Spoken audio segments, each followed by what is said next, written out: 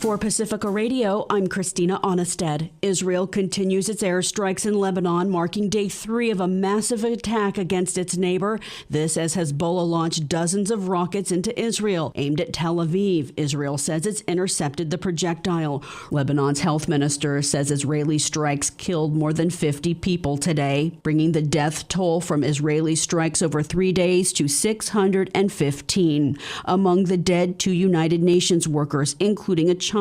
Also among the dead, a top Hezbollah commander. More than 2,000 people wounded.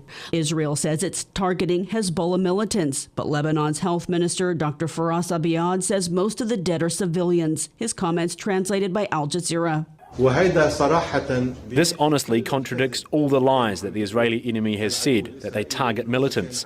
In all honesty and unfortunately, we are seeing that the majority of, if not all, that have fallen due to the attacks are from residents who were in their homes. Al Jazeera and Pais are reporting Israel's calling its reserves to the border with Lebanon, increasing signs of an all-out war. Meanwhile, Britain is sending 700 troops due to arrive today in the Mediterranean island of Cyprus in preparation for the possible evacuation of its citizens from Lebanon. Protesters took to the streets in major U.S. cities last night, calling for an end to Israel's war in Gaza and its bombings of Lebanon, and for a U.S. arms embargo to Israel.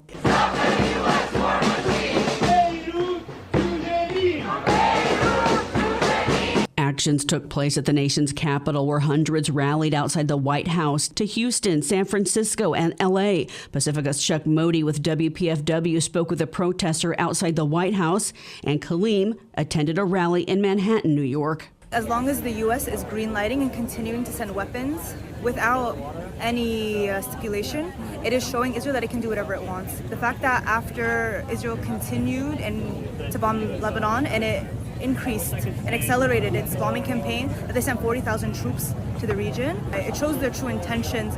They are saying these fake platitudes that they want a ceasefire, that they care about civilian lives, but they still continue to provide the bombs to the Zionist entity to continue this massacre. To use violence with such impunity just goes to show that at the heart of this is America's responsibility, because this country continues to send billions of dollars to Israel, implement absolutely no restrictions on them from a human rights law perspective. Actions were also to take place in Canada, in Toronto, and Ottawa.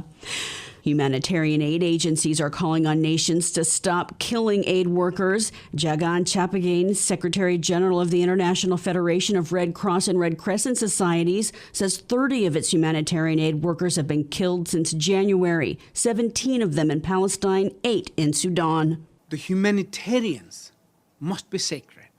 We need help from the governments and others to make sure that the local humanitarian workers are protected, and the people or the institution whose actions lead to the killing of the humanitarians are somehow influenced to stop that. He said 27 of their aid workers died violently rather than by just an accident.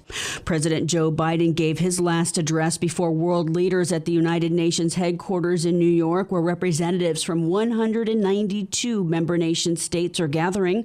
Christopher Martinez reports. President Joe Biden addressed the United Nations General Assembly Tuesday with a speech that described a host of problems facing the world. He listed challenges like wars in Ukraine, Gaza, and Sudan, hunger, climate crisis, and the risk and promise of artificial intelligence. There will always be forces that pull our countries apart and the world apart. That the forces holding us together are stronger than those that are pulling us apart. He described positive achievements, some his own, like passing the Violence Against Women Act and ending America's longest war by withdrawing troops from Afghanistan. He described a commitment of $500 million to help Afghan countries respond to the outbreak of Mpox, and he reaffirmed U.S. commitments to Ukraine and to Israel's defense. Biden delivered his remarks at the opening debate of the United Nations General Assembly's 79th session. Over 6 days, the Assembly will hear from 76 heads of state, 42 heads of government, 2 crown princes, and others. I'm Christopher Martinez. The Muslim civil rights group CARE, Council on American Islamic Relations, is calling for the resignation of Secretary of State Antony Blinken in light of new reporting by ProPublica that Blinken ignored an assessment that Israel blocked U.S. aid to Gaza. That assessment made by two of the government's top authorities on humanitarian aid, including USAID. Instead, Blinken delivered a State Department report to Congress stating the opposite. CARE's National Executive Director Nihad Awad said in a statement, quote, "When a senior American official lies to Congress in the middle of a genocide so that the government can keep funding that genocide, he's deliberately flouting the law and prolonging the suffering of millions of innocent people who desperately need our government to stop funding their slaughter." I'm Christina Onnested reporting for Pacifica Radio.